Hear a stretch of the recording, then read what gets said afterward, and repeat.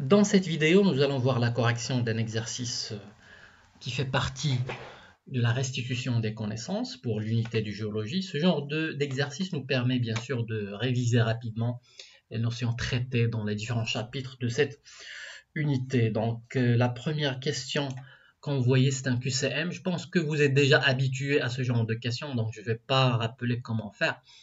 Alors, pour la première proposition, comme vous lisez ici, dans les ondes de subduction, le magma andésitique se forme à partir de la fusion 2.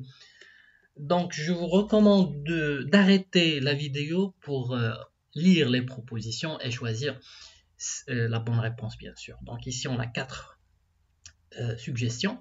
La péridotite anhydre, c'est-à-dire qui ne contient pas l'eau non hydratée du manteau supérieur de la plaque chevauchante, c'est-à-dire c'est la plaque océanique lors de la subduction.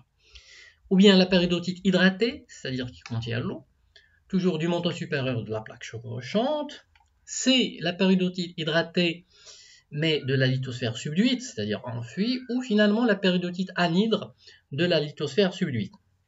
Alors la bonne réponse, comme vous savez, c'est B, c'est-à-dire la péridotite hydratée du manteau supérieur de la plaque chevauchante. Et on a vu que le rôle de l'eau dans ce mécanisme-là, c'est de faire diminuer la température nécessaire à la fusion partielle de la péridotite. Alors maintenant, la deuxième proposition. Le métamorphisme qui caractérise les ondes de subduction résulte d'une A. Haute pression, haute température. B. Haute pression, basse température. C. Basse pression, haute température. D. Basse pression, basse température. Donc le métamorphisme dans les ondes de subduction, bien sûr, c'est un métamorphisme dynamique qui résulte de l'action de la pression. Donc la bonne réponse, c'est toujours B, c'est-à-dire haute pression et basse température.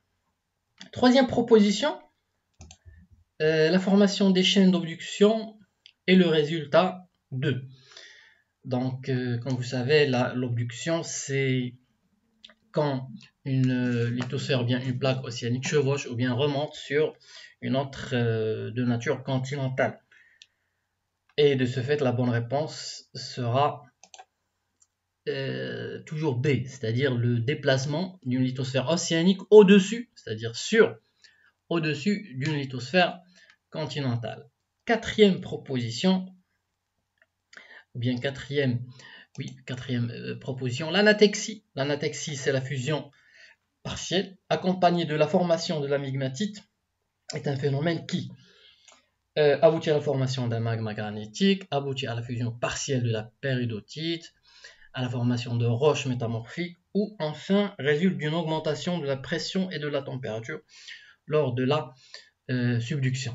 Donc ici, la bonne réponse, c'est A, c'est-à-dire l'anatexie, elle va aboutir à la formation d'un magma, bien d'une intrusion magmatique de nature granitique. Donc voilà, donc je rappelle les bonnes réponses, donc 1 B, 2 B, 3 B et 4 A.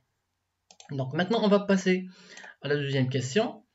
Donc citer 2 types de déformations tectoniques caractéristiques des ondes de convergence entre les plaques. Donc, dans les ondes de convergence, il y a des forces compressives et de ce fait, on aura plusieurs types de déformations tectoniques. Donc, vous pouvez choisir entre faille inverse, pli, nappe de charriage ou chevauchement. Et il suffit de signaler 2 entre ces 4 types de déformations. Donc, je rappelle les 4 types de formations qui sont caractéristiques des ondes de convergence. C'est les failles inverses, les plis, les nappes de charriage et les chevauchements. Alors, deuxième question, B. Donc, définissez la notion de métamorphisme. Alors, le métamorphisme, c'est un ensemble de transformations de la structure et de la composition minéralogique d'une roche préexistante sous l'action d'une variation de la pression et de la température, ou bien d'un seul de ces 2 facteurs. Okay. Donc, le métamorphisme, C'est un ensemble de transformations de la structure, c'est-à-dire des transformations structurales, et aussi de la composition minéralogique d'une roche préexistante sous l'action d'une variation de la pression et de la température. Donc ça, c'est la définition du métamorphisme. Troisième question. Donc, on a ici un tableau avec 4 propositions. On va dire, est-ce que ces propositions sont vraies ou fausses? Donc, je rappelle qu'il ne s'agit pas de réécrire le tableau, mais juste les lettres A, B, C, D. Et devant chaque lettre, on va écrire vrai ou faux. Donc, pour la première proposition, on a l'auréole de métamorphisme est formée de roches qui résultent d'un métamorphisme régional.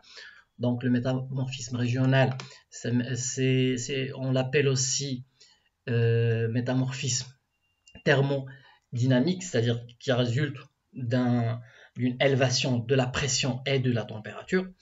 Et on l'appelle régional parce qu'il s'étend sur de larges surfaces, ce qui n'est pas le cas dans le cas de l'auréole métamorphique. Donc cette proposition, elle est fausse. Donc A, c'est faux. La proposition B, les nappes de charriage résultent d'un déplacement de formation rocheuse sur de longues distances sous l'effet de forces compressives. Donc c'est une proposition qui est vraie, et vous pouvez voir le glossaire de géologie que je vous ai donné pour revoir la définition du charriage, okay, et du chevauchement aussi. Proposition C, les plis et les failles inverses sont des déformations tectoniques caractéristiques des zones d'affrontement entre les plaques lithosphériques. Ça c'est vrai, hein.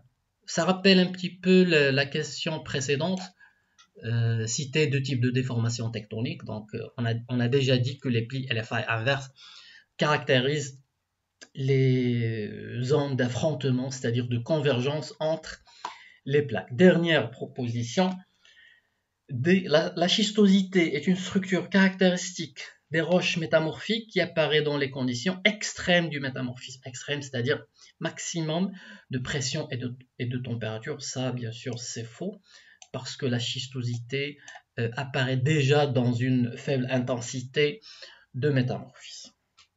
Dernière question de cet exercice, la 4e.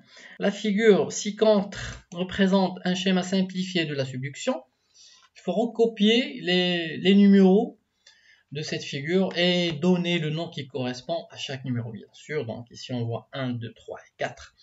Donc 1, on voit, qu'est-ce que vous voyez ici? Donc on a, dans cette partie, on a la croûte continentale, au-dessous de laquelle on a une partie du manteau supérieur. Donc 1, bien sûr, ça sera la lithosphère continentale. Donc pour 2, la même chose, on voit une croûte océanique et au-dessous de laquelle on a la partie supérieure du manteau supérieur. Donc 2, c'est un lithosphère, ou là c'est de la lithosphère océanique. Okay. 3, donc 3 c'est un endroit, ou bien une zone entre la lithosphère océanique et la lithosphère continentale. Donc elle est appelée bien sûr fosse océanique. Et le numéro 4, on voit ici un volcan dans cette région-là. Donc c'est un volcanisme andésitique, bien sûr, qui caractérise ces zones de subduction. Donc je rappelle les bonnes réponses. Donc 1, lithosphère continentale, 2, lithosphère océanique, 3, fosse océanique et 4, volcanisme andésitique. Et voilà, c'est la fin de cet exercice. Merci.